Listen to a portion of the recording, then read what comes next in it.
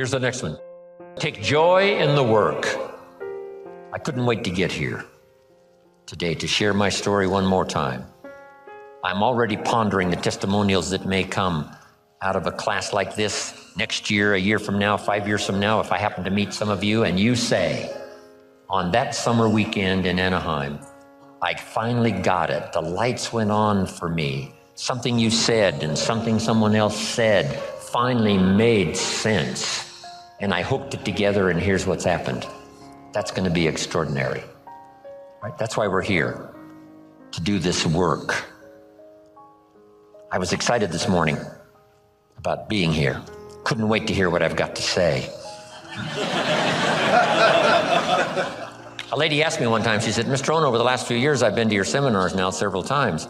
Every time I see you, you're all excited. Things seem to be going great for you. How do you stay so excited all the time? And I said, I think it's because I attend all these seminars.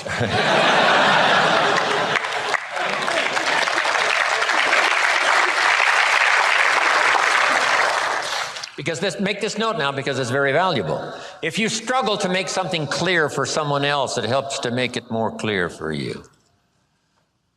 If one person listens and one person speaks, there is the opportunity for transformation for both. The listener to be enlightened, to see something he never saw before, but the speaker to be better educated on how to present it by struggling with the language. Words are clumsy sometimes when you try to express what's going on in your head, let alone your heart and spirit. But the more you struggle to make it clear, the clearer it gets for you, so that both the listener could be transformed by what he hears, and the speaker could be transformed by the exercise of speaking, trying to make it clear. We're going to talk later about communication. It's almost a godlike quality, communicating, inspiring other people with your language. Now, here's the last part, and I'm finished, and we're going to take then about a 10, 12-minute break, maybe 11 minutes.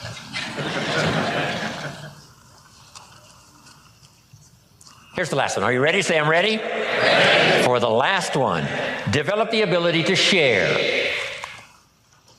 Not just your money and your resources. One of the biggest things to share, of course, is your time, because you're limited on time. You can't get any more time. Big decision for me to make, to come spend this weekend with you instead of with my children and my grandchildren. Right? I'm already wealthy. I don't need the money. So why would I come? Because my children and my grandchildren know this is part of our collective experience.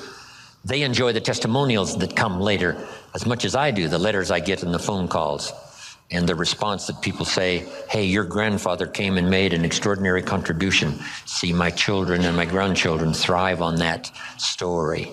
So they were willing for me, instead of being in Carmel, sitting on the sand at the ocean where my grandchildren live, I'm here in Anaheim, California, spending this time with you, but I gladly do it. Here's why. It's an investment time for me to share, so that later comes the harvest.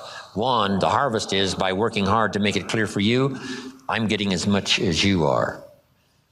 But then later hearing the testimonials. So I'm asking you to do the same in every format possible, whether you're asked to do training, whether you're asked to do teaching, whether you're asked to make a speech, always say yes to the best of your ability, so that you'll have one more time to share, one more time to help somebody lift themselves from poverty to success, from doubt to faith, from illness to health, from skepticism to belief. One more chance, person to person, or class to class, or a little Sunday morning class, or a little home meeting, or a personal conversation at Denny's coffee shop. Tell somebody something good, something valuable. The payoff for you is in the attempt and the learning experience. And then the payoff later.